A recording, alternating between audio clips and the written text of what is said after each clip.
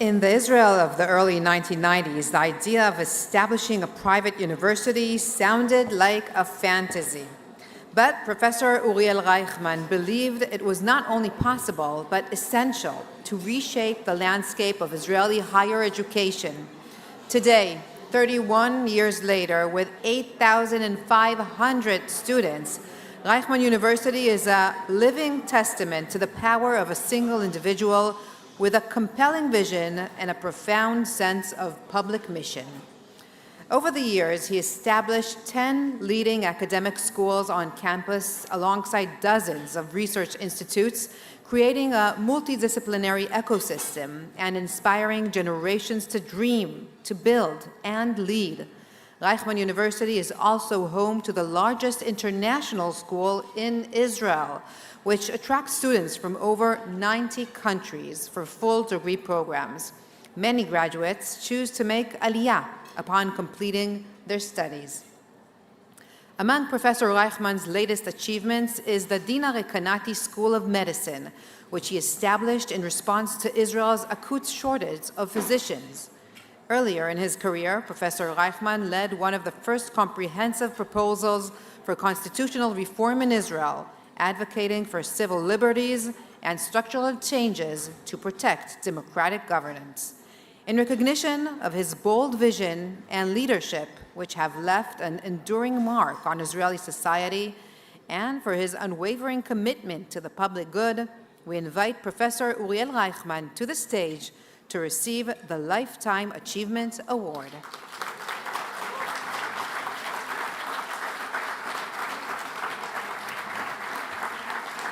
Professor Reichman.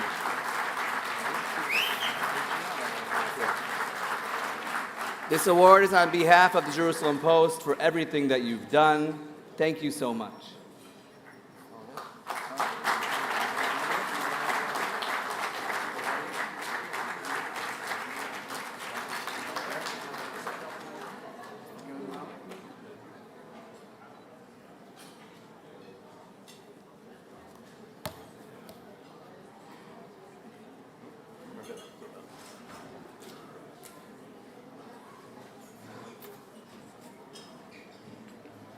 Mazal Tov, Professor Reichman. Mazal Tov, how are you? תודה רבה בשביל הכבוד. אני רוצה רק לציין ידידה מיוחדת שלי שהגיעה היום להיות איתנו. מישהי שאחראית יותר מכל גורם אחר למאבק למען שחרור החטופים, מירי אדלסון, שנמצאת איתנו כאן.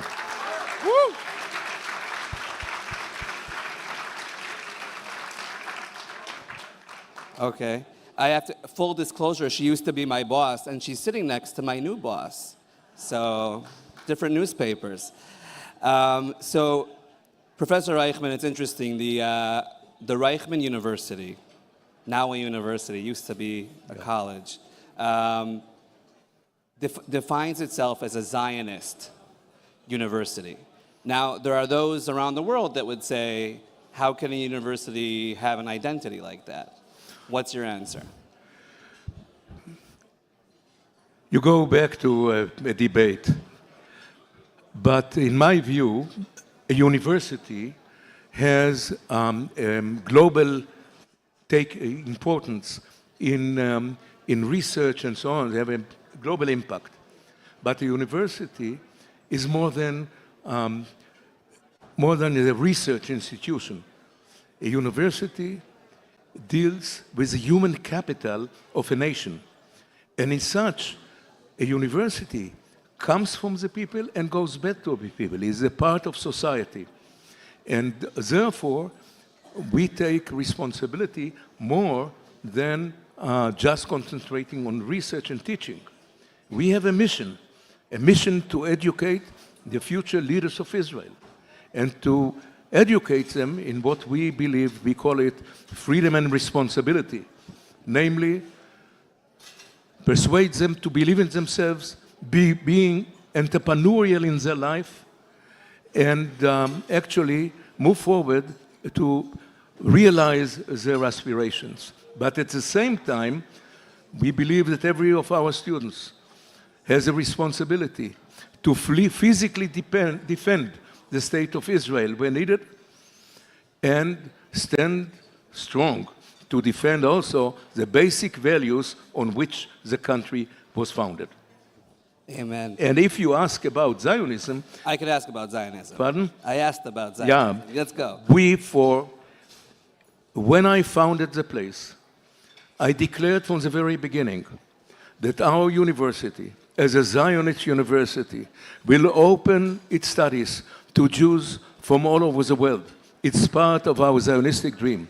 And indeed, 25 years ago, we established the Rafael Kanati International School, and we have today, every given moment, 2,500 students from all diaspora, from 80 to 90 countries, that study in English, turning our university to bilingual university. So we welcome everybody that can come and study in English. And many of our students make Aliyah, and they are part of the future of the country, and those who go back home to the States or other countries are great ambassadors of the State of Israel. Right.